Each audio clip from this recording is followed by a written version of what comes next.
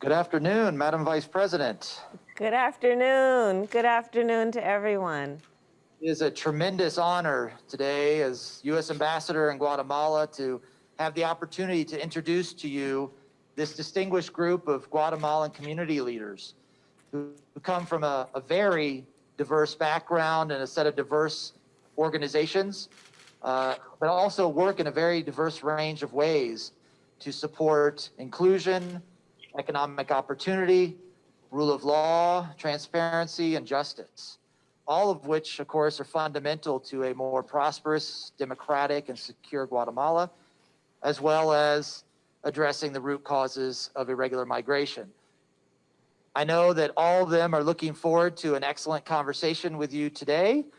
And so I want to begin by passing you the virtual microphone for your initial remarks.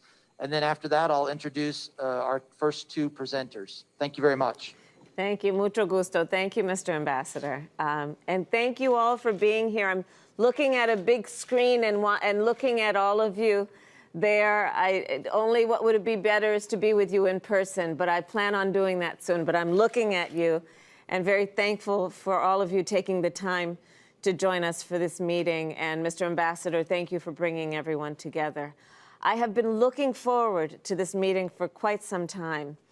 I think the ambassador has shared that President Joe Biden has asked me to take the lead on our nation's diplomatic efforts with Guatemala and throughout your region. You know, the word diplomacy generally suggests a relationship between government leaders, but I believe it has to be broader than that. It has to be more than that. And that's why we are building a comprehensive strategy that includes business leaders, foundation leaders, and community leaders like you. You, I believe, are the vital voices of this region. And that is why the day after I met with your president, which was yesterday, I am meeting with you today. I believe you know exactly what is happening on the ground, exactly how much people are suffering, and exactly why people are leaving their homes. And I know that there are acute factors. The acute factors that I think of are the catastrophes that are causing people to leave right now: the hurricanes, the pandemic, the drought, extreme food insecurity.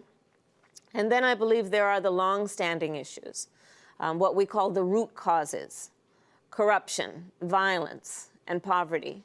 And of course, the lack of economic opportunity and the lack of not only climate mitigation, but climate adaptation, and the lack of good governance. When we talk about these acute factors and the root causes, we often hear the statistics. The policy people will talk about statistics. They'll talk about the number of people living in poverty. They'll talk about the number of people who are food insecure, the number of people who have experienced violence. But the reason I wanted to be with you and to hear from you is you know the people behind these numbers, that these are not just statistics. You know their stories. You know their struggles. And I believe that you can help me identify which communities are most in need of support.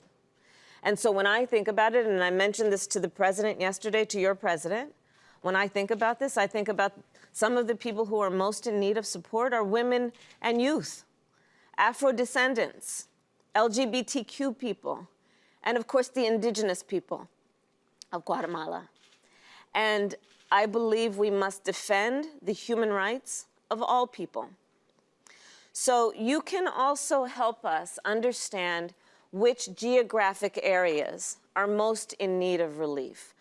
My focus is such that I recognize it is not just going to be a broad sweeping approach, that there are regions that are more in need than others.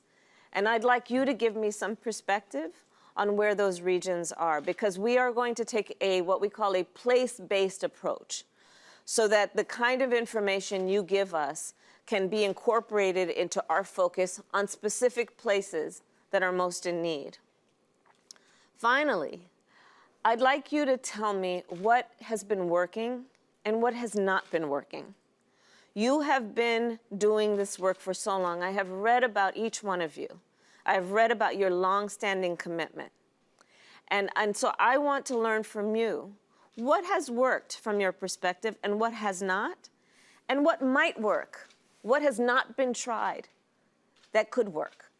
And I'd love to get your thought on policies, and in particular, which U.S. policies, which policies from the United States have and have not worked in the past. And also on what conditions community organizations in Guatemala need in order to thrive. Your insight and your experience, both of those together, are invaluable. And so is your partnership. So today I want to hear from you. I want to hear about your work. I want to hear about what would give the people of your country hope. What are their dreams? What are their dreams for their children?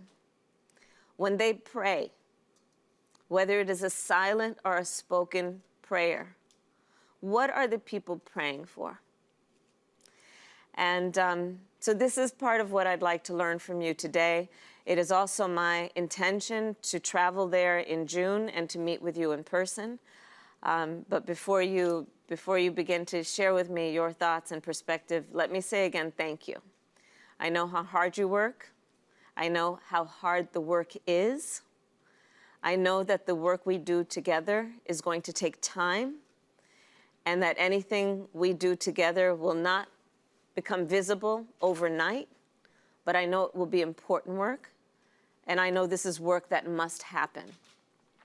So the meeting we are having today is one of several that I intend to have, leading up to some that I've had already here in the United States, to lead up to my visit to Guatemala in June. And between now and then, and after, I look forward to continuing the conversation and the work we can do together. And I do believe we are in this together.